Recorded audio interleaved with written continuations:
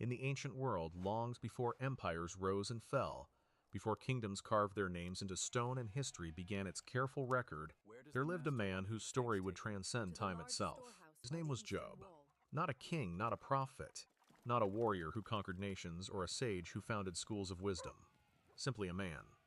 Yet the account of his suffering, his questions, and his confrontation with the divine would become one of the most profound explorations of human pain ever committed to sacred text. The land of Uz stretches before us in the dusty corridors of memory, a place whose exact location has been lost to the shifting sands of millennia. Some scholars place it in the region of Edom, south of the Dead Sea, where the descendants of Esau once dwelt. Others suggest the northern reaches of Arabia, or perhaps the fertile lands east of the Jordan River. The ambiguity is perhaps intentional, for Job's story belongs to no single nation or people. It is universal, timeless, speaking to something fundamental in the human condition that recognizes no borders and acknowledges no era as its sole possession. What we know of Job before his trials is remarkable. The text describes him with words rarely applied to any human being. He was blameless and upright, a man who feared God and turned away from evil. In an ancient world where religion often meant little more than ritual observance and transactional sacrifice, Job's righteousness went deeper. It penetrated the very core of his character. He possessed 7 sons and 3 daughters, a complete and perfect family in the numerology of the ancient Near East. 7, the number of completion and divine perfection. 3, the number of stability and strength. His livestock numbered in the thousands: 7,000 sheep, 3,000 camels, 500 yoke of oxen, and 500 female donkeys, with a very large household of servants. These were not merely possessions. In the pastoral economy of the ancient world, they represented wealth beyond measure. Job was, as the text tells us, the greatest of all the people of the East. But his greatness was not measured only in material abundance. The narrative is careful to establish something else, something that sets the stage for everything that follows. Job's righteousness was meticulous, even to the point of offering sacrifices on behalf of his children after their feasting, thinking perhaps they might have sinned and cursed God in their hearts. This was a man who took his spiritual responsibilities with absolute seriousness. The ancient world understood wealth differently than we do today. It was not merely the accumulation of goods or the exercise of economic power. Wealth was a sign, a message from the divine realm about a person standing before the gods. Prosperity meant divine favor. Suffering meant divine displeasure. This was the dominant theology not only of Job's contemporaries, but of virtually every ancient civilization. The Mesopotamians believed it. The Egyptians structured their entire worldview around it. Even the covenant people of Israel held to this principle as a central tenet of their faith. Obey God and prosper, disobey and suffer. The equation was simple, clear, and universally accepted. Job lived in this world, but his story would shatter its certainties. We must understand the setting more deeply to grasp what unfolds. The world Job inhabited was one where the divine and earthly realms intersected constantly. The gods were not distant, abstract concepts, but active participants in human affairs. They blessed and cursed, rewarded and punished, spoke through storms and silence. Every culture had its pantheon, its hierarchy of divine beings, its understanding of how the cosmic order functioned. And at the heart of this order was the fundamental belief that humans could know where they stood with the divine by examining the circumstances of their lives. The prologue to Job's story takes us to a place few biblical narratives dare to go. It pulls back the curtain between heaven and earth and shows us a scene that would be deeply troubling to ancient audiences and remains unsettling to readers today. The sons of God come to present themselves before the Lord, and among them comes Satan. Not yet the fallen angel of later Christian theology, but Hasatan in Hebrew, the adversary, the accuser, a member of the divine council whose role appears to be something like a prosecuting attorney in the cosmic court. This glimpse behind the veil reveals something extraordinary. There is a divine council, a heavenly court where the affairs of humanity are discussed and decisions are made that will cascade down into the earthly realm with devastating effect. The Lord asks Satan where he has been, and Satan replies that he has been going to and fro on the earth, walking up and down on it. The image is of a restless investigator, examining, scrutinizing, looking for fault and weakness. Then the Lord does something unexpected. He draws Satan's attention to Job. Have you considered my servant Job, that there is none like him on the earth, a blameless and upright man, who fears God and turns away from evil? It is as if the Lord is proud of Job, presenting him as evidence of human righteousness. But Satan's response cuts to the heart of an ancient question that may be the most penetrating question ever asked about religious devotion. Does Job fear God for nothing? 4 words in English, even fewer in Hebrew, but they contain an accusation that strikes at the foundation of all religious faith. Satan suggests that Job's righteousness is merely calculated self-interest. Of course, Job worships God. Look at everything God has given him. His piety is purchased by prosperity. His devotion is a business transaction. Remove the blessings, Satan argues, and Job will curse God to his face. The hedge of protection will fall away, and the true nature of this so-called righteous man will be revealed. The accusation is devastating because it questions whether genuine, disinterested righteousness is even possible. Can anyone worship God done purely, without regard for what they receive in return? Or is all human devotion ultimately mercenary, a sophisticated form of self-interest dressed in religious garments? The Lord accepts the challenge, but with a crucial limitation. Everything Job possesses is placed in Satan's power, but Job himself must not be harmed. The wager is set, the test is authorized, and the stage is prepared for what will become one of the most searing explorations of suffering in all of literature. We must pause here to consider what this scene means. To ancient audiences, and to many readers today, this divine wager seems troubling, even cruel. God allows a righteous man to suffer to prove a point. The perfect, blameless Job becomes the subject of what appears to be a cosmic experiment. This is not the comfortable theology of divine providence protecting the faithful. This is something far more disturbing and complex. Yet the text presents this scene without apology or explanation. It simply shows us what happens and invites us to grapple with its implications.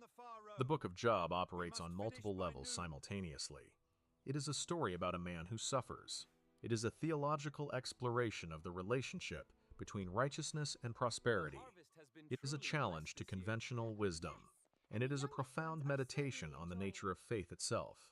The historical context of Job's composition adds another layer of depth. While the story is set in the patriarchal era, placing Job as perhaps a contemporary of Abraham or the early generations after the flood, the book itself was likely written much later. Scholars debate the dating, with suggestions ranging from the time of Solomon to the post-exilic period after the Babylonian captivity.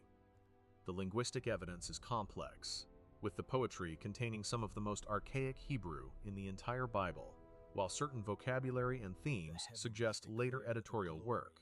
Why does this matter? Because the questions Job asks are the questions that intensified during periods of national crisis. When the kingdoms of Israel and Judah fell, when the temple was destroyed, when the chosen people found themselves in exile, the comfortable equation of righteousness equals prosperity collapsed.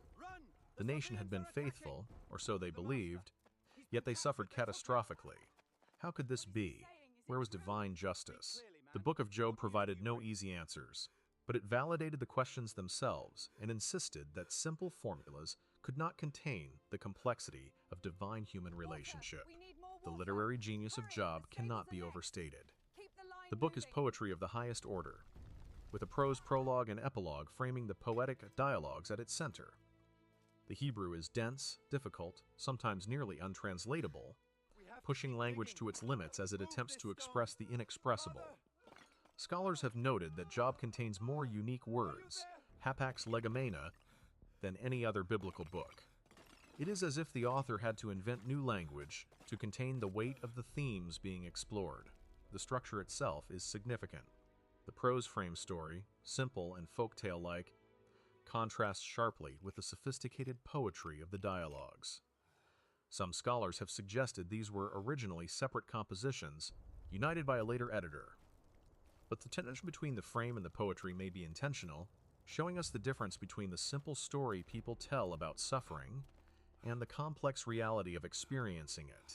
The prose gives us the external events. The poetry takes us inside Job's mind and heart, where neat explanations dissolve into anguish and protest.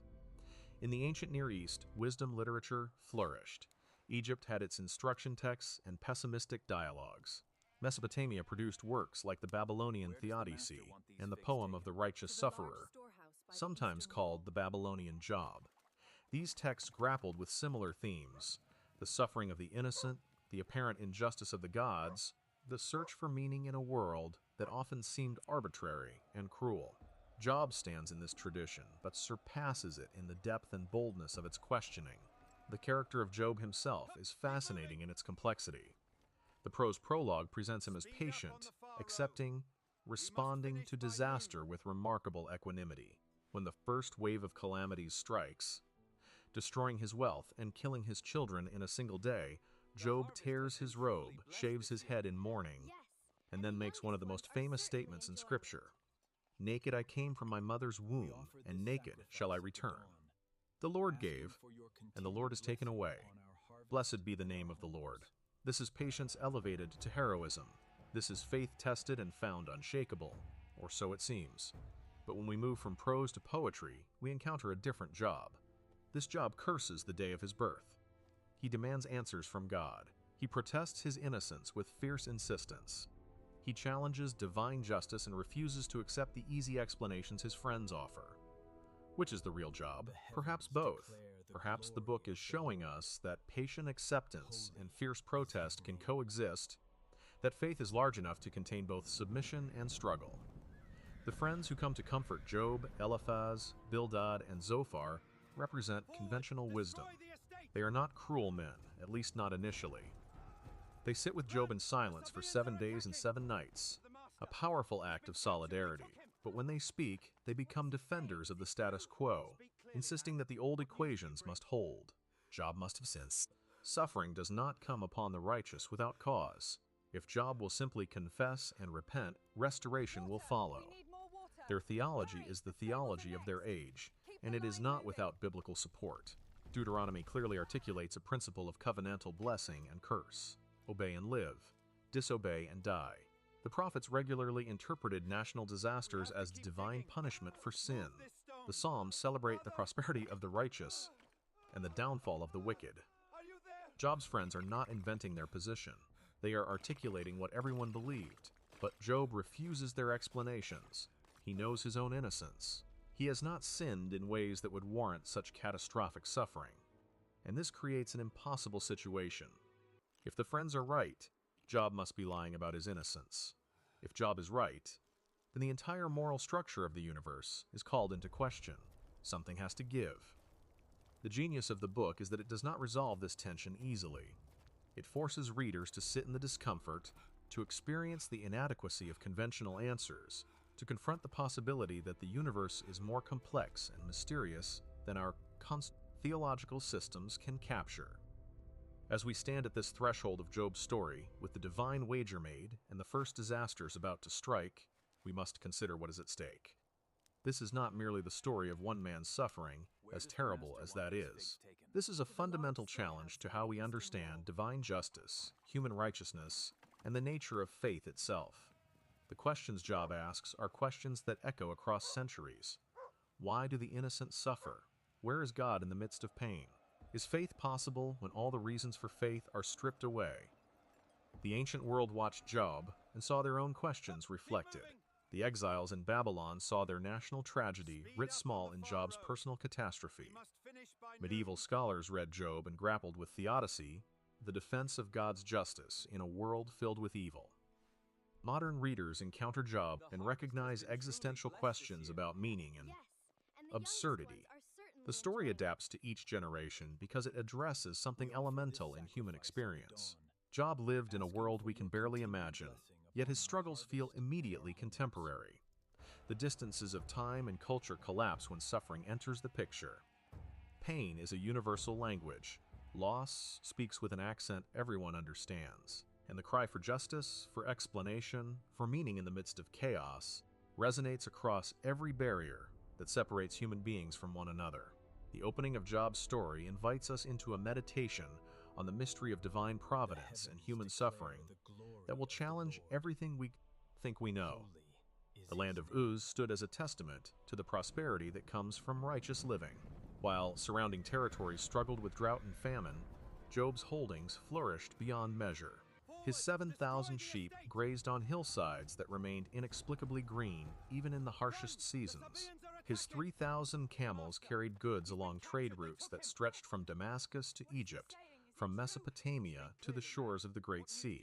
Wealth flowed into his household like water from an endless spring. But the true measure of Job's greatness did not rest in his accumulated riches. The servants who worked his fields spoke of him with genuine affection rather than fear. The merchants who traded with him knew his word carried more weight than any written contract. When disputes arose in the region, both parties sought Job's counsel, knowing he would judge with wisdom and fairness.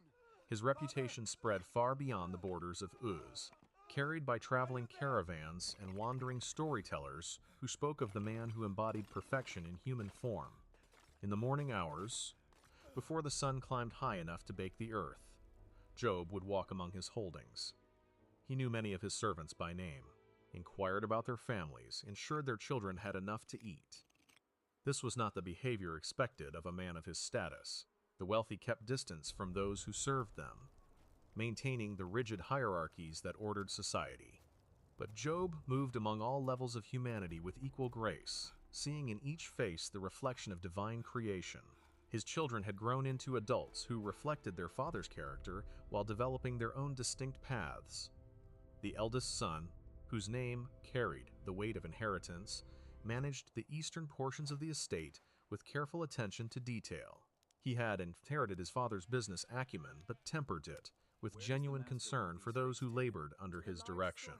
The second son showed brilliance in matters of livestock, understanding the rhythms of breeding and pasture in ways that seemed almost prophetic. The third son possessed his father's gift for mediation, settling disputes with words that brought reconciliation rather than resentment. The younger sons each found their calling within the family enterprise, creating an interconnected network of prosperity that strengthened with each passing year. But it was the daughters who brought the deepest joy to Job's heart. In a culture that often dismissed female children as burdens to be married off quickly, Job celebrated his daughters as treasures beyond price. He ensured they received education typically reserved for sons, taught them to read and calculate, to understand the movements of stars and cycles of seasons. The eldest daughter possessed a voice that could silence a crowded room when she sang at family gatherings. The second daughter showed an aptitude for healing, learning the properties of herbs and the treatment of injuries that made her invaluable to the household and the surrounding community. The youngest daughter radiated a joy that seemed to lift the spirits of everyone in her presence, her laughter like wind chimes in a gentle breeze. These 10 children formed a circle of love and loyalty that seemed unbreakable. They had established a tradition of gathering in each other's homes, rotating through the days of the week in a continuous celebration of family bonds. The eldest son would host the first day, preparing a feast that brought all his siblings together. Then the second son would take his turn, and so the pattern continued, creating a rhythm of connection that bound them together more tightly than any chain. Job watched these gatherings with a father's pride, seeing in them the fruit of years spent modeling righteousness and love. But beneath his satisfaction lay a current of concern that never entirely subsided. He understood something his children, in their youth and prosperity, had not yet grasped. The world was not always kind to the blessed. Success bred envy. Happiness attracted forces that sought to tear it down. And so he maintained his practice of rising early after each cycle of feasting, offering burnt sacrifices for each of his children. The ritual had become so familiar that his servants prepared for it without instruction. They knew to have the animals ready, the altar prepared, the wood arranged for burning. Job would come in the pre-dawn darkness, his face set in lines of solemn concentration. He would lay his hands on each sacrifice, speaking the names of his children, voicing prayers of protection and purification. Perhaps in their hearts they have sinned, he would murmur. Perhaps in their prosperity they have forgotten the source of all blessing. Let these offerings cover their transgressions. Let the smoke carry their petitions to heaven. This was the pattern of Job's life. Work and worship, blessing and sacrifice, prosperity and humility intertwined so thoroughly that they became indistinguishable.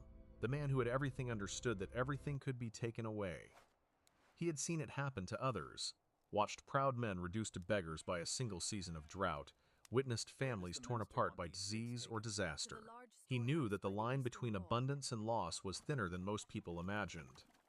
But while Job performed his earthly rituals, forces beyond our comprehension were aligning in the unseen realms. The boundary between heaven and earth, between the throne room of the Almighty and the dust of mortal existence, was not as impermeable as mortals assumed. There were times when the veil grew thin, when the divine court convened to conduct the business of cosmic governance. These were moments when decisions made in the heavenly places would cascade down to affect the material world in ways both subtle and catastrophic. The day came when the sons of God presented themselves before the Lord. These were not human beings but celestial entities, spiritual powers whose existence predated the formation of mountains and seas. They came from their various assignments throughout creation, gathering to report on their observations, to receive new instructions, to participate in the councils that determine the fate of nations and individuals alike. The assembly represented a hierarchy of power and authority that human minds could scarcely comprehend. Beings of pure spirit whose very presence would overwhelm mortal consciousness. Among them came one whose appearance caused a stirring in the heavenly assembly. The adversary, the Satan, the one whose name meant accuser and opponent, moved through the gathered host with the confidence of one who knew his role and embraced it fully. He was not, as later traditions would paint him, a fallen angel consumed by rebellion. His position was more complex, more integrated into the divine economy. He served as prosecutor, as tester, as the one who probed for weakness and exposed pretense. His function was essential to the operation of divine justice. Without someone to test the validity of virtue, how could true righteousness be distinguished from mere performance? Without challenges to faith, how could genuine devotion be separated from self-serving calculation? The Satan performed a necessary role in the cosmic order, even if that role made him unsettling to contemplate. The Lord's voice rolled through the assembly like thunder across distant hills. Where have you come from? The question was not a request for information, but an invitation to account, to testify, to participate in the governance of creation. The adversary's response came smooth and immediate, carrying undertones of both respect and challenge. From going to and fro on the earth, he said, and from walking up and down on it, the answer revealed the scope of his assignment. He was the watcher, the observer, the one who moved through human society, cataloging its failures and corruptions. He had walked through mighty cities and seen their secret sins. He had observed the courts of kings and witnessed their injustices. He had examined the hearts of the supposedly righteous and found them riddled with hypocrisy. This was his domain, his expertise, his consuming occupation. Then came the question that would change everything, the words that would set in motion a cascade of suffering that would echo through the centuries. Have you considered my servant Job? The Lord's voice carried a note of something that might have been pride, might have been challenge. There is none like him on the earth, a blameless and upright man who fears God and turns away from evil. The statement hung in the air between divine and accuser, a gauntlet thrown down in the court of heaven. The Lord was not simply describing Job, but offering him as evidence, as proof that genuine righteousness existed in the world, that human beings were capable of pure devotion, unmixed with selfish motives. It was a claim that struck at the heart of the adversary's worldview, challenging his fundamental assumptions about the nature of human virtue. The Satan's response came with the measured confidence of a skilled debater presenting an airtight argument.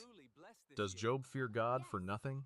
The question dripped with insinuation, with the suggestion that what appeared to be righteousness was actually sophisticated self-interest.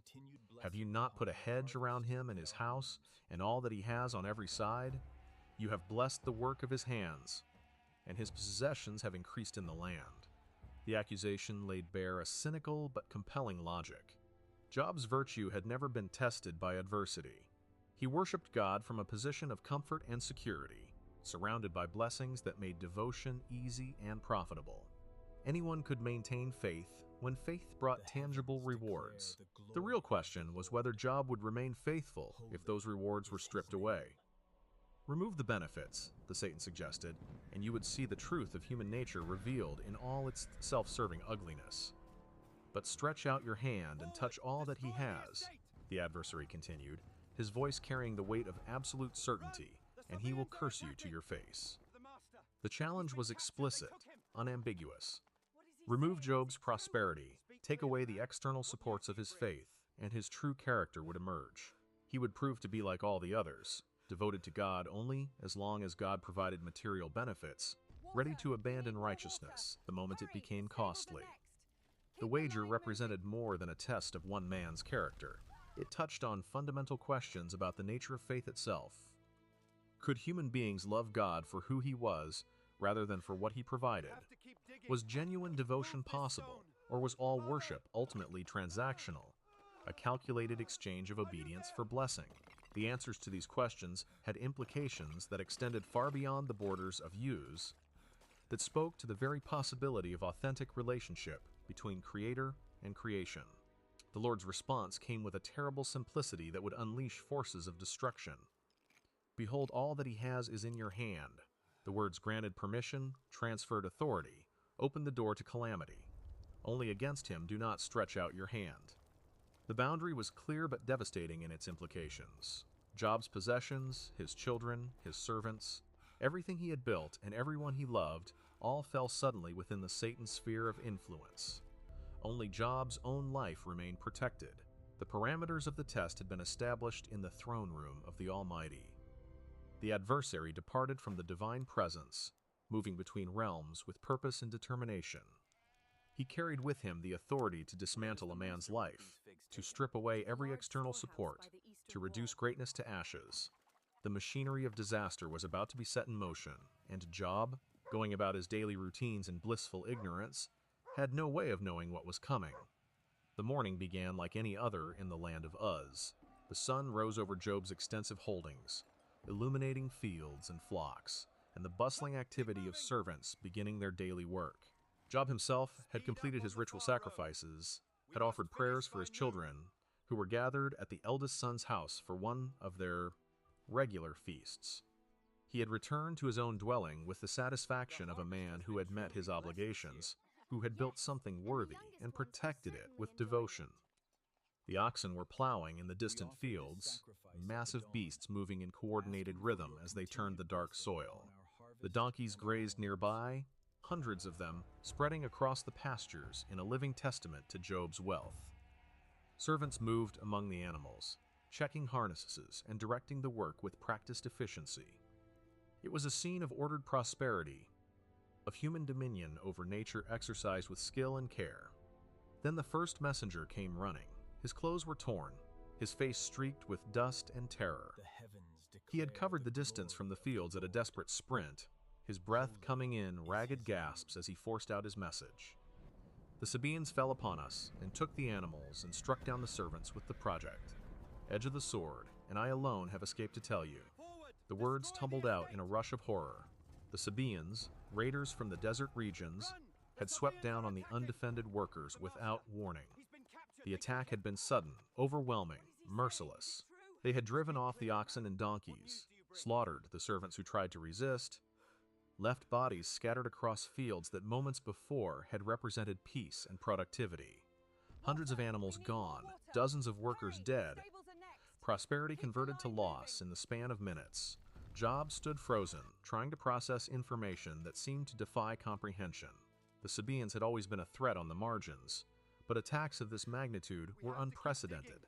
His mind was still grappling with the scale of the disaster when the second messenger arrived, equally disheveled, equally terrified. The fire of God fell from heaven and burned up the sheep and the servants and consumed them. And I alone have escaped to tell you. This message carried a different kind of horror. Not human raiders, but divine judgment, or something that appeared divine.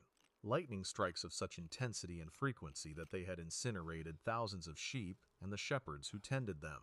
The stench of burning wool and flesh had filled the air.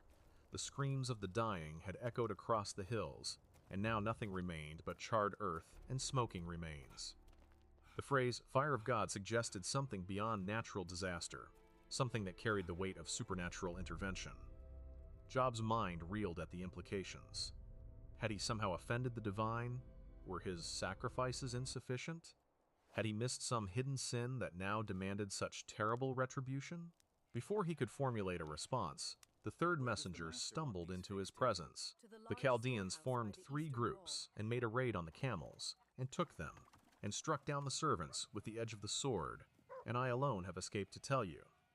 The camels represented Job's connection to international trade, his ability to move goods across vast distances, his participation in the commercial networks that linked civilizations. 3,000 camels, along with the servants who managed them, wiped out in a coordinated attack. The Chaldeans, known for their military precision, had executed a raid that seemed designed for maximum economic devastation.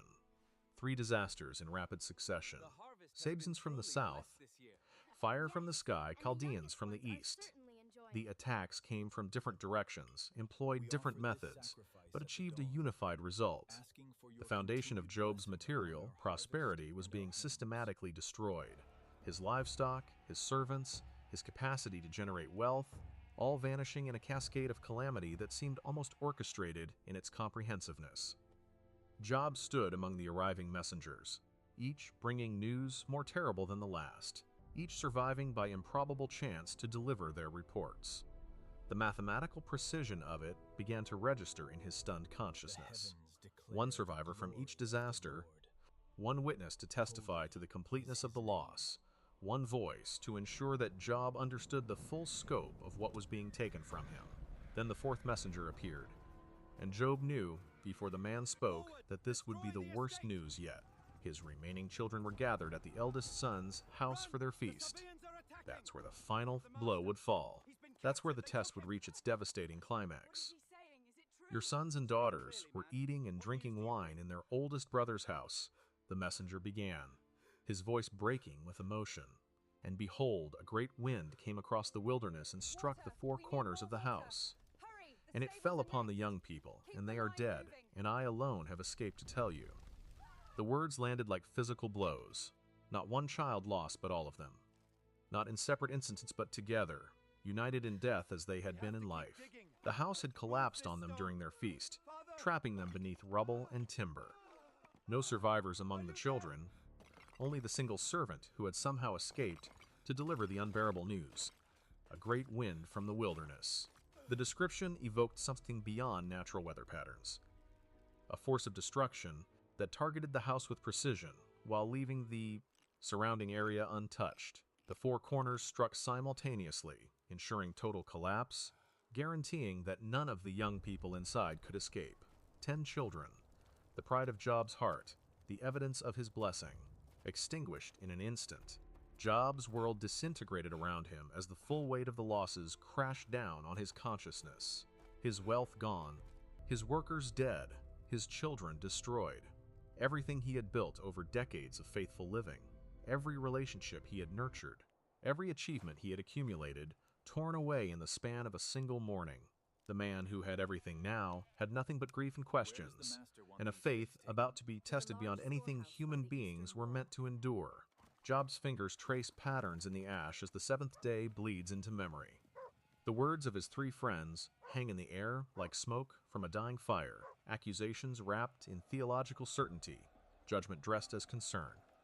He has listened to their cycles of speeches, their elaborate theories about divine justice, their insistence that his suffering must correspond to hidden sin. Each man has built towering arguments, constructed perfect systems that explain suffering with mathematical precision. But Job knows what they cannot accept, that their formulas fail when confronted with his actual life, his genuine innocence, his undeserved catastrophe. The silence breaks not with Job's voice, but with his decision.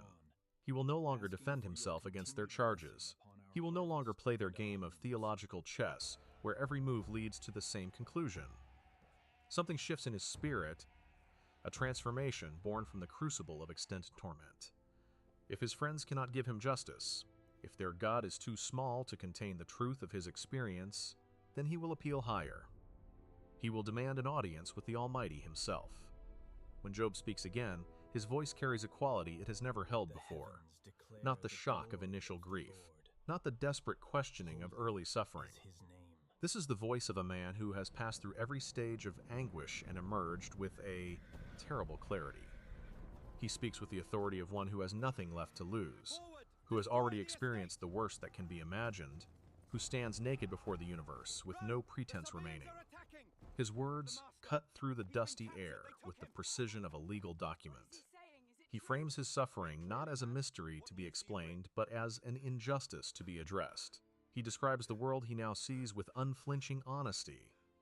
A world where the wicked prosper and the righteous suffer, where murderers flourish and orphans starve, where the powerful crush the weak and God seems to look away. This is not the theological abstraction his friends prefer. This is the raw data of observable reality, the empirical evidence that demolishes their comfortable theories. Job's discourse builds like a storm gathering strength. He catalogs the injustices of the world with the eye of a prosecutor presenting evidence. The poor are driven from their lands like wild animals. Children dig through garbage heaps for food while their oppressors feast in security. The dying groan in the cities, the wounded cry out for help, and God charges no one with wrongdoing. The world his friends describe, where virtue guarantees blessing and sin ensures punishment, simply does not exist outside their imaginations. But Job is not merely describing societal injustice. He is building towards something more dangerous, more revolutionary than his friends can comprehend. He is constructing a case against God himself, not the small god of their theology, the celestial accountant who balances books and dispenses rewards. Job is preparing to confront the real God, the one who allows genuine evil, permits real suffering, who has subjected an innocent man to unthinkable torment for reasons unknown. The legal language intensifies. Job demands a bill of indictment. He insists on knowing the charges against him. He calls for a mediator, an arbitrator, someone who can stand between a mortal man and the infinite God. His words reveal a profound truth about faith itself, that real faith, sometimes, requires the courage to challenge, to question, to demand answers, rather than accept easy platitudes. Job's faith is not dying in his protests. It is being refined, transformed into something more honest, more dangerous, more real than the conventional piety his friends represent. He speaks of God with a familiarity that borders on audacity. Not the distant deity of religious formalism, but God as he has known him, intimately, directly, in the days before catastrophe struck. Job remembers when God watched over him, when the Almighty's lamp shone upon his head, when he walked through darkness by God's light. He recalls the autumn days of his life, when God's friendship blessed his tent, when his children surrounded him, when his steps were washed with cream, and the rock poured out streams of oil for him. The description grows more vivid, more painful in its contrast with his present state. Job remembers going to the city gate and taking his seat in the public square, how young men saw him and stepped aside, how the aged rose and stood, how princes refrained from speaking and covered their mouths with their hands. The ears that heard him called him blessed. The eyes that saw him bore witness to him. He delivered the poor who cried for help, the fatherless who had no helper. The blessing of the dying man came upon him. The widow's heart he made sing for joy.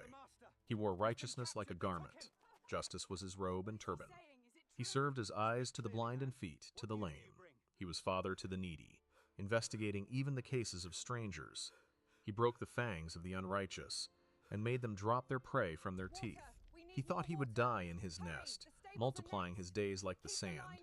His roots spread out to the waters, the dew lying all night on his branches, his glory fresh within him, his bow ever new in his hand. Men listened to him and waited, keeping silence for his counsel. After he spoke, they did not speak again. His word dropped upon them like spring rain. They waited for him as for showers. When he smiled on them, they could hardly believe it. The light of his face sustained them through darkness. He chose their way and sat as chief. He lived like a king among his troops, like one who comforts mourners. And now, the transition is devastating in its starkness. Now he is mocked by those younger than he, whose fathers he would have disdained to set with the dogs of his flock.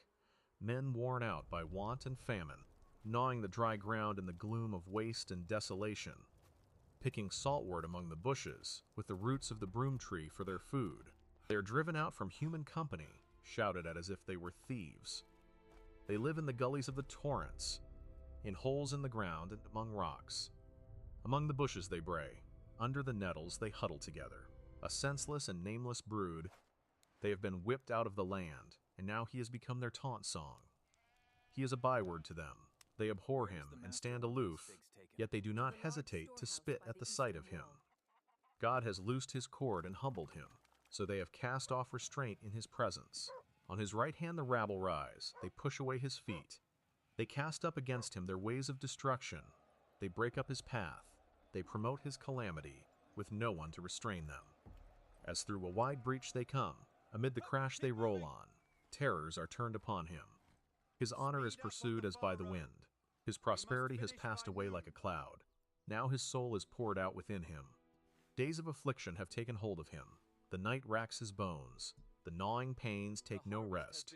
With great force God grasps his garment. He binds him about like the collar of his tunic. God has cast him into the mire, and he has become like dust and ashes. Job cries to God, but receives no answer. He stands up to plead, but God only looks at him. God has turned cruel to him. With the might of his hand, God persecutes him. He lifts him up on the wind and makes him ride on it, dissolving him in the storm.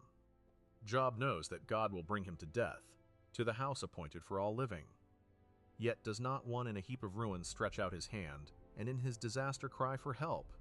Did he not weep for him whose day was hard? Was not his soul grieved for the needy?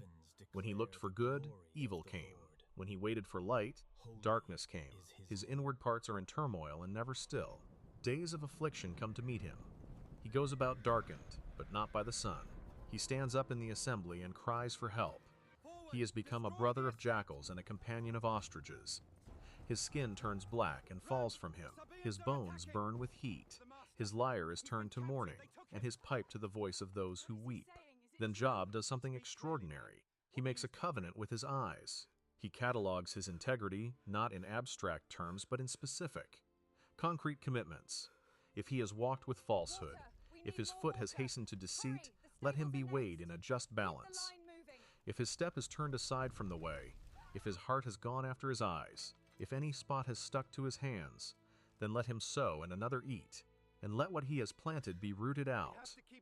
If his heart has been enticed towards a woman, if he has lurked at his neighbor's door, then let his wife grind for another. Let others bow down on her, for that would be a heinous crime, an iniquity to be punished by the judges. It would be a fire that consumes as far as destruction, and would root out all his increase. If he has rejected the cause of his manservant or his maidservant when they brought a complaint against him, what then shall he do when God rises up? When God makes inquiry, what shall he answer? Did not he who made him in the womb make them? Did not one fashion them both in the womb? If he has withheld anything that the poor desired, or caused the eyes of the widow to fail, or eaten his morsel alone while the fatherless has not eaten of it. For from his youth Job reared the orphan as a father, and from his mother's womb he guided the widow. If he has seen anyone perish for lack of clothing, or the needy without covering, if his body has not blessed him, if he was not warmed with the fleece of Job's sheep, if he has raised his hand against the fatherless, because he saw his help in the gate, then let his shoulder blade fall from his shoulder. Let his arm be broken from its socket. This oath of innocence continues, relentless in its specificity.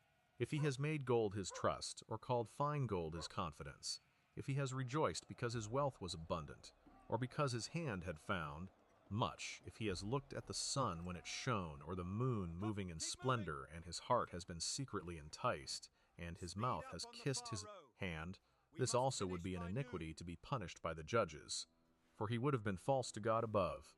If he has rejoiced at the ruin of him who hated him, or exulted when evil overtook him, he has not let his mouth sin by asking for his life with a curse. If the men of his tent have not said, "Who is there that has not been filled with his meat?" The sojourner has not lodged in the street. He has opened his doors to the traveler. If he has concealed his transgressions as others do, by hiding his iniquity in his heart, because he stood in great fear of the multitude, and the contempt of families terrified him, so that he kept silence, and did not go out of doors. Oh, that he had one to hear him. Here is his signature. Let the Almighty answer him. Oh, that he had the indictment written by his adversary. Surely he would carry it on his shoulder. He would bind it on himself as a crown. He would give him an account of all his steps. Like a prince, he would approach him. The oath reaches its climax with agricultural imagery. If his land has cried out against him, and its furrows have wept together, if he has eaten its yield without payment, and made its owners breathe their last, let thorns grow instead of wheat, and foul weeds instead of barley. The words of Job are ended. 3 simple words that mark a turning point in the entire narrative. Job has said everything he can say. He has defended his integrity, cataloged his righteousness, demanded his day in court, challenged God to answer him. He has reached the absolute limit of human speech, the boundary where words fail and only divine response can suffice. His friends sit in shocked silence. This is not the broken man who first sat among the ashes. This is someone who has been forged in the fire of suffering into something harder, sharper, more dangerous to conventional religion than anything they have encountered. But the silence does not last. From the edge of the gathering, where he has been sitting unnoticed throughout all the preceding debates, a young man rises. His name is Elihu, son of Barakel the Buzite, of the family of Ram. His anger burns hot against Job for justifying himself rather than God, and against the 3 friends for condemning Job without finding an answer. He has waited to speak because he is younger, giving deference to age and experience. But age, he now realizes, has not brought wisdom. The aged have not understood justice. The great have not perceived what is right. Elihu's voice carries a different quality than the 3 friends. There is passion here, indignation, a sense that something crucial has been missed by everyone involved. He feels compelled to speak, driven by a spirit within him that gives him no rest. The breath of the Almighty gives him understanding. It is not the old who are wise, nor the aged who understand what is right. Therefore he says, listen to him. He will declare his knowledge. He watched while they searched for words, gave them his attention, and behold, there was none among them who refuted Job, or who answered his words. He will not let them say they have found wisdom. God will thrust him down, not man. Job has not directed his words against Elihu, and he will not answer him with their speeches. They are dismayed. They answer no more. They have not a word to say. Shall he wait because they do not speak, because they stand there and answer no more? Elihu too will give his answer. He also will declare his knowledge. He is full of words. The spirit within him constrains him. His belly is like wine that has no vent, like new wineskins ready to burst. He must speak that he may find relief. He must open his lips and answer. He will show partiality to no one and use no flattery toward any person. He does not know how to flatter, else his maker would soon take him away. His argument begins with a direct address to Job, more personal and immediate than anything the 3 friends attempted. He calls on Job to hear his words, to listen to all that he says. He has opened his mouth. The tongue in his mouth speaks. His words declare the uprightness of his heart. What his lips know they speak sincerely. The Spirit of God has made him. The breath of the Almighty gives him life. Job should answer him if he can. Set his words in order. Take his stand. Elihu insists he stands on equal footing with Job before God. He too was pinched off from clay. No fear of him need terrify Job. His pressure will not be heavy upon him, yet Job has spoken in his ears.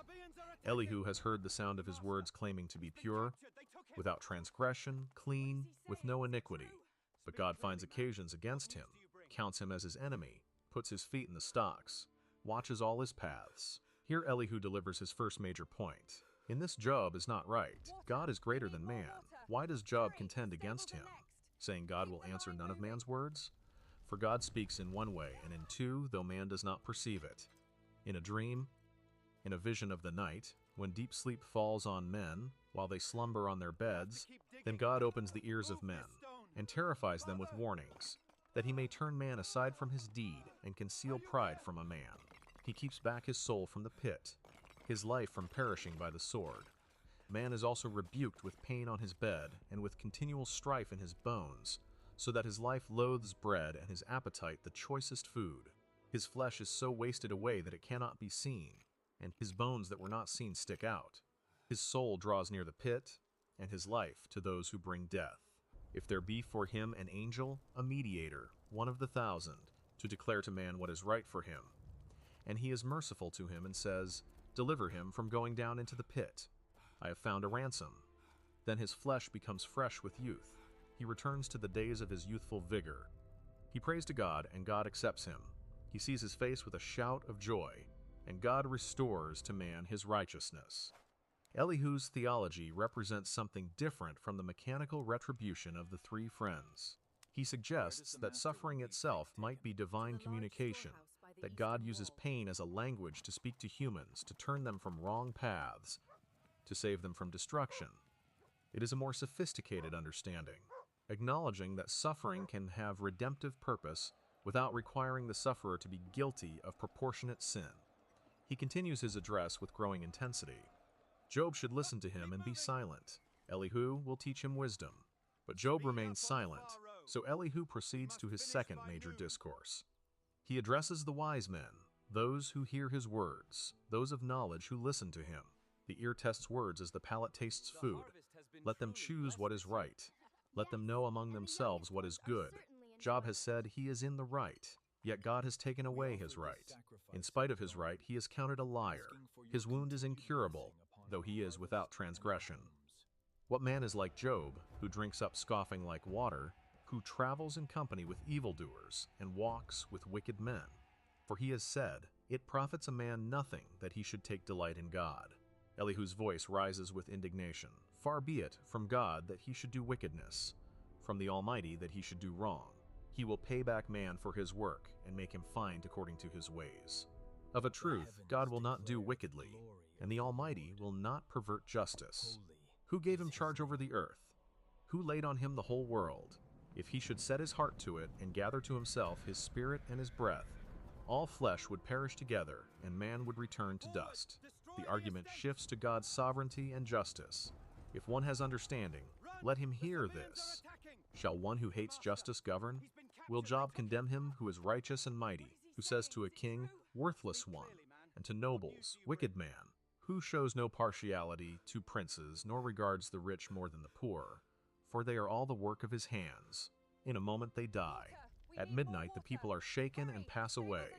The mighty are taken away by no human hand. God's eyes are on the ways of man, he sees all his steps. There is no gloom or deep darkness where evildoers may hide themselves. He has no need to consider a man further, that he should go before God in judgment. He shatters the mighty without investigation and sets others in their place. Thus, knowing their works, he overturns them in the night, and they are crushed. He strikes them for their wickedness in a place for all to see, because they turned aside from following him and had no regard for any of his ways. The friends fall silent. Their words have been exhausted. Their arguments have collapsed under the weight of their own contradictions. They sit now in the ash heap with Job, three men who came to comfort and remain to condemn, their faces shadowed with the realization that perhaps they have been wrong, that perhaps their neat theological formulas have failed to contain the mystery they have witnessed. The dust settles around them. The sun beats down mercilessly, and in this moment of terrible stillness, something shifts in the atmosphere itself. The sky begins to darken, not with the darkness of night, but with something else entirely. Clouds gather with impossible speed, swirling and churning, forming patterns that seem almost intentional, almost conscious. The air grows heavy, charged with electricity that raises the hair on every arm, that prickles the skin with anticipation. The friends look up, their faces draining of color. Job lifts his ruined eyes toward the heavens, and for the first time in chapters of anguish, something like hope flickers across his ravaged features. Then the voice comes. Not a whisper, not a gentle word of comfort, but a voice that thunders from the whirlwind itself, a voice that shakes the foundations of the earth, that reverberates in the chest cavity, that seems to come from everywhere and nowhere simultaneously. This is the voice that spoke worlds into existence, that commanded light to separate from darkness, that set the boundaries for seas and established the courses of stars. This is the voice of the Creator, and it does not come to answer Job's questions in the way he expected. Who is this that darkens counsel by words without knowledge? The question hangs in the air like a sword suspended above them all. Dress yourself like a man. I will question you, and you shall answer me. The reversal is complete and total. Job has been demanding answers, calling God to account, insisting on his day in court. Now the court is in session, but Job is not the plaintiff. He is the witness, and the examination has begun. Where were you when I laid the foundation of the earth? The question is not rhetorical in the dismissive sense. It is an invitation into mystery, a doorway opening onto vistas of reality that Job has never considered. Tell me, if you have understanding, who determined its measurements? Surely you know. Or who stretched the line upon it? The questions cascade like water over rocks, each one revealing another layer of creation's complexity, another dimension of divine wisdom that operates beyond human comprehension. On what were its bases sunk? Who laid its cornerstone when the morning stars sang together and all the sons of God shouted for joy? The voice paints pictures of a cosmic construction project that predates human existence entirely, a moment when the universe came into being and angels themselves celebrated with music and wonder. Job has been asking why he suffers. God responds by asking if Job understands how anything exists at all. Have you commanded the morning since your days began, and caused the dawn to know its place? The interrogation continues, relentless and magnificent. Have you entered into the springs of the sea, or walked in the recesses of the deep? Have the gates of death been revealed to you, or have you seen the gates of deep darkness? Each question opens another realm of divine activity, another sphere of cosmic governance that lies utterly beyond human control or comprehension. The voice speaks of snow and hail, of storehouses prepared for the day of battle. It speaks of channels cut for the torrents of rain, of bringing rain on lands where no one lives, on deserts where there are no people, to satisfy the waste and desolate land and to make the tender grass spring up.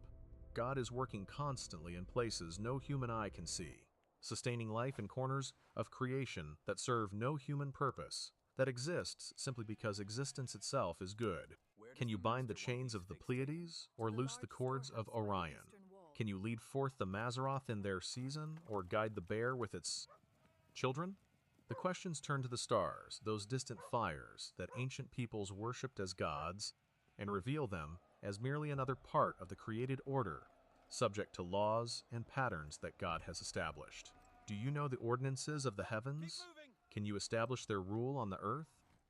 The voice speaks of clouds and lightning, of the wisdom required to number them, to tilt the water skins of heaven, when the dust runs into a mass and the clods stick together. These are not arbitrary phenomena. They operate according to principles of divine wisdom, part of an integrated system of such complexity that human minds can barely grasp its outlines, let alone its depths. Then the questions turn to the animal kingdom. Can you hunt the prey for the lion, or satisfy the appetite of the young lions when they crouch in their dens or lie in wait in their thicket? Who provides for the raven its prey when its young ones cry to God for help and wander about without food? The divine concern extends to predators and scavengers, to creatures that humans often regard as threats or nuisances. God feeds them all, knows each one, sustains the wild, chaotic beauty of nature, red in tooth and claw. Do you know when the mountain goats give birth? Do you observe the calving of the does? Can you number the months that they fulfill? And do you know the time when they give birth? The voice details the reproductive cycles of wild animals, the intricate timing of gestation and birth in creatures that live far from human, observation that raise their young in secret places and thrive without human intervention. The wild donkey, the wild ox, the ostrich, the horse prepared for battle, each receives attention. Each is known and valued and sustained by divine providence. Is it by your wisdom that the hawk soars and spreads its wings toward the south? Is it at your command that the eagle mounts up and makes his nest on high? The catalog of creation continues, each question peeling back another layer of human pretension, revealing that the governance of the world operates according to principles far beyond human wisdom or power. The eagle that lives on the cliffs, that makes its home in inaccessible heights, that surveys vast territories with supernatural vision and swoops down to seize prey with devastating precision, this magnificent predator exists within a web of divine wisdom that encompasses every detail of its existence. And shall a fault finder contend with the Almighty? He who argues with God, let him answer it. The challenge comes like a thunderclap. Job has been arguing his case, insisting on his innocence, demanding explanation and vindication. Now he stands before the vastness of creation itself, and the question hangs in the air. What will you say? Job's response comes small and broken, the words of a man who has glimpsed something beyond his capacity to process. Behold, I am of small account. What shall I answer you? I lay my hand on my mouth. I have spoken once, and I will not answer. Twice, but I will proceed no further. It is not capitulation born of fear, though fear is certainly present. It is the recognition that comes when perspective shifts so dramatically that all previous arguments suddenly seem absurd. A man standing on the shore demanding that the ocean explain itself to him, and then the ocean rises up to reveal depths he never imagined existed. But the voice from the whirlwind is not finished. Dress yourself like a man. I will question you, and you make it known to me. Will you even put me in the wrong? Will you condemn me that you may be in the right? The questions cut to the heart of what has been happening throughout Job's suffering. In his insistence on his own innocence, in his determination to prove that his suffering is unjust, has Job been putting God in the wrong? Has he been so focused on his own righteousness that he has been implicitly condemning the divine justice? Have you an arm like God? And can you thunder with a voice like his? The rhetorical questions become more pointed. Adorn yourself with majesty and dignity. Clothe yourself with glory and splendor. Pour out the overflowing of your anger, and look on everyone who is proud and abase him. Look on everyone who is proud, and bring him low, and tread down the wicked where they stand. Hide them all in the dust together. Bind their faces in the world below. Then will I also acknowledge to you that your own right hand can save you. The challenge is breathtaking in its scope. Job has been demanding justice, insisting that the wicked should be punished and the righteous rewarded. Very well, says the divine voice. Take over the governance of the moral universe. Put on the majesty and dignity required. Exercise the judgment you think should be exercised. And if you can do this, if you can successfully administer justice throughout all creation, then God will acknowledge that Job can save himself, that he needs no divine intervention or providence. The impossibility of the task reveals the absurdity of the complaint. Job has been operating under the assumption that if he were God, he would run the universe differently, more justly, with clearer rewards for virtue and punishments for vice. But the voice from the whirlwind reveals that Job does not even understand how the physical universe operates, let alone the infinitely more complex moral dimension of existence. He cannot command the dawn or feed the lions, or give the horse its strength. How then can he presume to judge the divine governance of good and evil? Then the voice turns to Behemoth, a creature of such power and majesty that human language barely contains its description. Behold Behemoth, which I made as I made you. He eats grass like an ox. Behold his strength in his loins, and his power in the muscles of his belly. He makes his tail stiff like a cedar. The sinews of his thighs are knit together. His bones are tubes of bronze, his limbs like bars of iron. Whether this is a hippopotamus, a mythological creature, or something else entirely, the point is the creature's overwhelming power, and the fact that God made it with the same care and intention with which God made Job himself. He is the first of the works of God. Let him who made him bring near his sword. For the mountains yield food for him where all the wild beasts play. Under the lotus plants he lies, in the shelter of the reeds and in the marsh. The lotus trees cover him for shade. The willows of the brook surround him. Behold, if the river is turbulent, he is not frightened. He is confident, though Jordan rushes against his mouth. Can one take him by his eyes, or pierce his nose with a snare? The description emphasizes both power and contentment. This creature lives according to its nature, sustained by divine providence, at peace in its habitat despite its terrifying strength. It does not question its existence or demand explanation for its place in creation. It simply is, magnificent and mysterious, a testament to divine creativity that exceeds human categories. Then comes Leviathan, an even more formidable creature, described in such detail that the listener cannot help but feel both fascinated and terrified. Can you draw out Leviathan with a fish hook or press down his tongue with a cord? Can you put a rope in his nose or pierce his jaw with a hook? Will he make many pleas to you? Will he speak to you soft words? Will he make a covenant with you, to take him for your servant forever? The questions mock human pretension. This creature cannot be domesticated, cannot be negotiated with, cannot be controlled through any human means. Will you play with him as with a bird, or will you put him on a leash for your girls? Will traders bargain over him? Will they divide him up among the merchants? Can you fill his skin with harpoons, or his head with fishing spears? Lay your hands on him. Remember the battle. You will not do it again. The description becomes more intense, more visceral. Behold, the hope of a man is false. He is laid low even at the sight of him. No one is so fierce that he dares to stir him up. The creature's scales are described as impenetrable, shut up closely as with a seal, one so near to another that no air can come between them. His sneezings flash forth light, and his eyes are like the eyelids of the dawn. Out of his mouth go flaming torches, sparks of fire leap forth. Out of his nostrils comes forth smoke, as from a boiling pot and burning rushes. His breath kindles coals, and a flame comes forth from his mouth. Whether this is a crocodile, a mythological dragon, or a poetic representation of chaos itself, the point is clear. This is a creature of such power that humans are helpless before it, yet God made it, and God governs it. In his neck abides strength, and terror dances before him. The folds of his flesh stick together, firmly cast on him and immovable. His heart is hard as a stone, hard as the lower millstone.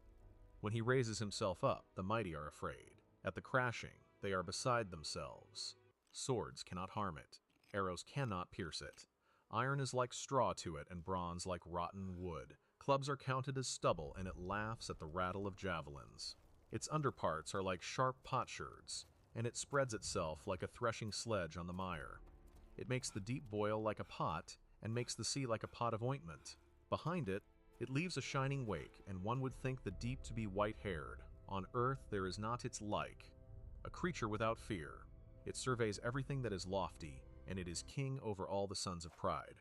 This final detail is crucial. Leviathan is king over all the sons of pride. The creature represents something beyond mere physical power. It embodies the forces in creation that resist human control, that refuse to be tamed or understood or managed according to human desires. It is a living reminder that the universe does not exist for human convenience, that there are powers and mysteries that lie forever beyond human mastery. And yet God made this creature. God knows it. God governs it within the larger ecology of creation. The message embedded in these detailed descriptions of Behemoth and Leviathan is profound and unsettling. Job has been treating his suffering as the central drama of existence, the one injustice that demands explanation and correction. The voice from the whirlwind responds by revealing that creation is far stranger, far wilder, far more complex than Job has imagined. There are creatures of terrifying power. There are systems of governance that operate according to wisdom humans cannot fathom. There are purposes being worked out on scales so vast that human lifetimes are barely visible within them. This is not a dismissal of Job's suffering. It is a recontextualization of it. The universe is not a simple machine designed to reward virtue and punish vice. It is a staggeringly complex web of relationships, powers, purposes, and mysteries, all held together by a wisdom so far beyond human comprehension that humans can barely ask the right questions, let alone demand the right answers. Job's suffering is real, terrible, and undeserved. But it exists within this larger context, within a creation that includes morning stars singing together, and lions hunting prey, and eagles building nests on cliffs, and sea monsters that laugh at human weapons. Job's second response comes from a different place than his first. Then Job answered the Lord and said, I know that you can do all things, and that no purpose of yours can be thwarted. The words are simple, but they represent a fundamental shift in understanding. Job is not merely acknowledging divine power, though that is certainly part of it. He is recognizing that there is purpose at work in creation, purpose that exceeds his ability to discern or judge, purpose that cannot be frustrated by human suffering or human incomprehension. Who is this that hides counsel without knowledge? Job quotes back the opening words of the divine speech, applying them now to himself. Therefore I have uttered what I did not understand, things too wonderful for me, which I did not know. This is not the confession of a man broken by superior force. It is the testimony of someone who has encountered mystery that transforms rather than crushes, that enlarges rather than diminishes. Hear, and I will speak. I will question you, and you make it known to me." Again, Job quotes the divine words back, acknowledging the reversal that has taken place. He came demanding answers, and instead received questions that opens onto vistas he never imagined. "I had heard of you by the hearing of the ear, but now my eye sees you. Therefore I despise myself and repent in dust and ashes." This final statement requires careful attention because it can be easily misunderstood. Job is not repenting of some moral failure. God never accuses him of sin. The friends accused him of hidden wickedness, but God's speech contains no such indictment. What Job repents of is his limited understanding, his attempt to contain divine wisdom within human categories, his insistence that justice must operate according to human expectations. He despises not himself as a person, but his own pretensions to comprehensive understanding. He repents in dust and ashes, not because he has committed moral wrong, but because he has encountered the holy and discovered that holiness operates, according to principles far beyond his capacity to fully grasp. The eye that now sees is not merely the physical eye. It is the eye of understanding that has been opened to dimensions of reality previously hidden. Job heard about God through tradition, through the teachings passed down, through the theological systems his friends represent. But now he has encountered God directly, has experienced the overwhelming reality of divine presence, and nothing can ever be the same. The divine speech ends, the whirlwind subsides, the clouds begin to disperse, and sunlight returns to the ash heap where Job sits with his broken body and his transformed understanding. But the story is not quite finished. God turns his attention to the three friends who have sat through this entire cosmic interrogation, who have heard their own theological certainties demolished by the very voice they claim to represent. After the Lord had spoken these words to Job, the Lord said to Eliphaz the Temanite, "My anger burns against you, and against your two friends, for you have not spoken of me what is right, as my servant Job has." The verdict is stunning and unambiguous. The friends who defended God's justice, who insisted on the doctrine of retribution, who argued that suffering must be punishment for sin, these men have spoken wrongly about God. Job, who accused God of injustice, who demanded explanation, who insisted his suffering was undeserved, Job has spoken rightly. How can this be? How has Job spoken rightly when he said God was treating him unjustly? The answer lies in understanding what speaking rightly means in this context. Job spoke from genuine experience, from authentic anguish, from honest struggle with the realities of his situation. He refused to hide behind false piety or pretend that his suffering made sense when it did not. He insisted on the reality of his innocence even when that insistence seemed to impugn divine justice. He brought his whole self before God, including his anger, his confusion, his desperate need for explanation. The friends, by contrast, spoke from ideology. They defended a theological system that was too small for the reality they faced. They sacrificed truth to maintain their theories. They condemned an innocent man to preserve their doctrine. They claimed to speak for God, but they were actually speaking for their own limited understanding of how the universe should work. Their error was not in divine justice, but in reducing divine justice to a simple formula that could be applied mechanically to every situation. Now therefore take 7 bulls and 7 rams, and go to my servant Job, and offer up a burnt offering for yourselves. And my servant Job shall pray for you, for I will accept his prayer not to deal with you according to your folly. The requirement is deeply significant. The friends must not only offer sacrifice, they must ask Job to intercede for them. The man they accused of secret sin, whose suffering they interpreted as divine punishment, this man must now pray on their behalf. The reversal could hardly be more complete.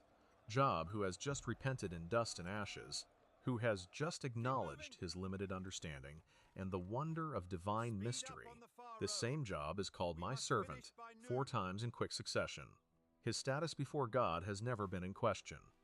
His relationship with God has survived even his most anguished accusations. His integrity, which he defended so passionately against the friends' charges, has been vindicated by the divine voice itself. The friends do as they are commanded. They come to Job with their bulls and rams. They offer their sacrifices, and they stand before the man they condemned, waiting for him to intercede on their behalf. What passes between them is not recorded. Do they apologize? Do they explain? Do they simply stand in silence? acknowledging through their presence what words cannot repair? We are not told. We know only that Job prays for them, and the Lord accepts his prayer. And the Lord restored the fortunes of Job when he had prayed for his friends. The restoration does not come immediately after Job's repentance. It does not come as a reward for his submission to divine mystery. It comes when he prays for those who wronged him, when he intercedes for those who added to his suffering through their condemnation. The act of praying for his friends becomes the hinge on which the narrative turns from loss to restoration. The Lord gave Job twice as much as he had before. Then came to him all his brothers and sisters, and all who had known him before, and ate bread with him in his house. The restoration begins with community. The people who abandoned him in his suffering now return. They eat with him, they show him sympathy, and comfort him for all the evil that the Lord had brought upon him. Even in restoration, the narrative does not flinch from acknowledging that Job's suffering came ultimately from God, though mediated through the Satan and through natural disasters and human violence. And every one of them gave him a piece of money and a ring of gold. The gifts are both practical and symbolic, tokens of restored relationship, seeds for rebuilt prosperity. The Lord blessed the latter days of Job more than his beginning. And he had 14,000 sheep, 28,000 goats, 1,000 yoke of oxen, and 1,000 female donkeys. The numbers are precisely double what he possessed before the catastrophe struck. The restoration is not merely to the previous state, but beyond it, a superabundance that exceeds the original blessing. He had also 7 sons and 3 daughters. The number of children is the same as before, not doubled like the possessions. Some interpreters see significance in this, suggesting that the first children are not truly replaced, that the grief of their loss remains even in the joy of new life. Others point out that in the biblical worldview, the first children still exist in Sheol and will be reunited with their father in death. So in a sense, Job does have twice as many children, though half remain in the realm of the dead. And he called the name of the first daughter Jemimah, and the name of the second Keziah, and the name of the third Keren-Happuch. The daughters are named and their names are recorded, which is unusual in a patriarchal culture that often leaves daughters unnamed in genealogies. Jemimah means dove, suggesting peace and beauty. Keziah means cassia, a fragrant spice associated with precious ointment. Keren-Happuch means horn of antimony, referring to the container for eye makeup, suggesting beauty and adornment. The names speak of restoration, not just of life, but of beauty, of pleasure, of the gracious details that make life worth living. And in all the land there were no women so beautiful as Job's daughters, and their father gave them an inheritance among their brothers. This detail is remarkable. In ancient Near Eastern culture, daughters typically did not inherit unless there were no sons. Job's daughters receive an inheritance alongside their brothers, suggesting that Job's perspective has been transformed not just regarding divine wisdom, but regarding human relationships and justice. He has learned something about the value of all persons, about the breaking of conventional categories, about the lavishness of grace that exceeds cultural expectations. And after this, Job lived 140 years and saw his sons and his sons' sons 4 generations. The restoration includes not just wealth and family, but time, the most precious commodity, the one thing that cannot be manufactured or purchased. Job sees his children grow and marry and have children of their own. He sees his grandchildren and great-grandchildren. He becomes a living link across generations, a repository of wisdom and memory, a testimony to the possibility of life after devastation. And Job died, an old man and full of days. The final sentence provides closure, but it is closure that resonates with everything that has come before. Job dies old and full of days, which is biblical shorthand for a good death, a death that comes at the right time, after a life well lived. But this death comes to a man who once wished he had never been born, who cursed the day of his conception, who longed for death as a release from suffering. The man who could not imagine any future worth living has lived into a future so rich and full that he dies satisfied. The story ends, but its echoes continue through millennia. Job's legacy reverberates through wisdom literature, through philosophy, through theology, through every human attempt to make sense of suffering. His questions remain our questions. His anguish mirrors our own. His transformation offers not easy answers, but something perhaps more valuable. Permission to struggle honestly with the hardest aspects of existence, without losing faith in the ultimate goodness of reality. The book of Job does not solve the problem of suffering. It does not explain why the righteous suffer or why the wicked often prosper. It does not vindicate the doctrine of retribution that Job's friends defended. But neither does it simply leave us in darkness. It suggests that suffering exists within a context far larger and more complex than we can fully comprehend, that divine wisdom operates according to principles that exceed human justice without contradicting it, that honest struggle with God is better than false piety, and that restoration is possible even after the most devastating loss. Job's story teaches that God is not threatened by our questions or our anger or our demands for explanation. The divine response to Job is not punishment for his boldness but engagement, not dismissal but encounter. God takes Job's questions seriously enough to respond, even if the response is not the courtroom vindication Job expected, but rather an invitation into deeper mystery. The story suggests that our suffering, however terrible and apparently meaningless, does not occur in a universe that is indifferent or chaotic. There is wisdom at work, purpose being accomplished, even when we cannot see or understand it. This is not the prosperity gospel that promises suffering will always be followed by material reward. Job's restoration is part of his particular story, not a promise that every righteous sufferer will receive double their previous possessions. But it does affirm that God is present in suffering, that there is life beyond devastation, that meaning can be reconstructed even from ruins. Job's legacy includes his refusal to accept simplistic explanations for complex realities.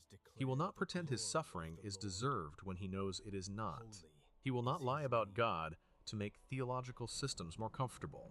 He insists on the reality of his innocence and the reality of his anguish, even when these realities seem to contradict each other. This commitment to truth, even uncomfortable truth, even truth that creates theological problems, is itself a form of faithfulness that God vindicates. The book also challenges every attempt to use suffering as a weapon of judgment. Job's friends represent a perennial temptation to interpret others' suffering as evidence of hidden sin, to use misfortune as proof of divine displeasure, to add the burden of moral condemnation to the burden of pain. God's anger against the friends is not incidental. It is a warning against this kind of theological violence, against the use of suffering to marginalize and condemn. Job's transformation comes not through explanation, but through encounter. God does not answer his questions about why he suffered. Instead, God opens his eyes to dimensions of reality he never noticed before, to the complexity of creation, to the wisdom required to sustain existence itself, to the mystery that surrounds and permeates all things. Job moves from demanding explanation to embracing mystery, not because his questions were wrong, but because he discovered that reality is far richer and stranger than any explanation could contain.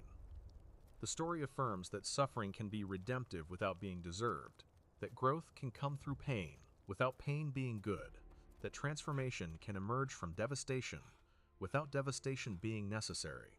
Job does not suffer in order to learn humility or to encounter God more deeply. He suffers because he became the test case in a cosmic wager, because the Satan challenged his motivation for faithfulness. But once suffering has come, once the devastation is real, the question becomes what will come of it, how he will respond, what will emerge from the ruins. Job's intercession for his friends becomes the pathway to restoration, suggesting that forgiveness and grace extended to others, even to those who have wronged us, has transformative power. He does not nurse his grievance or demand acknowledgement before praying for them. He simply prays, and in that prayer something shifts, some blockage is removed, and blessing can flow again. The story ends with restoration, but does not erase what came before. Job's second family does not replace his first. His new wealth does not make his previous loss retroactively acceptable. The scars remain, the memory endures, but life continues. And that continuation is itself a form of testimony, a witness to resilience that is not merely human but divine, a strength that is made perfect in weakness. For thousands of years, sufferers have turned to Job's story and found their own experience reflected back to them. They have discovered permission to voice their anguish, to question their circumstances, to insist on their innocence without abandoning their faith.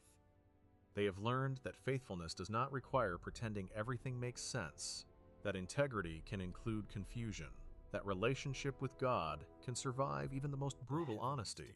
Job stands as a witness to the possibility of faith beyond formula, of trust that does not depend on understanding, of relationship with God that can contain both bitter accusation and humble repentance, both desperate questioning and awestruck wonder. His story refuses to domesticate mystery or reduce divine wisdom to human comprehension. It leaves us with questions alongside answers, with darkness alongside light, with suffering alongside restoration. The man who lost everything becomes the man who discovered that everything includes more than he knew, that existence itself is gift, that the world is stranger and more wonderful than any theology can capture. He moves from certainty to mystery, from explanation to encounter, from demand to awe. And in that movement, he becomes not less faithful but more so, not less honest but more so, not less human but more fully alive to the terrible and beautiful reality of existence in a universe both wilder and more gracious than we dare imagine. Job's story does not end suffering. It does not promise that righteousness will always be rewarded, or that justice will always prevail in ways we can observe. But it does insist that suffering is not the last word, that devastation does not define existence, that loss can coexist with hope, and that the voice from the whirlwind is finally a voice of presence, of engagement, of relationship that survives even the darkest night and emerges into dawn we never thought would come.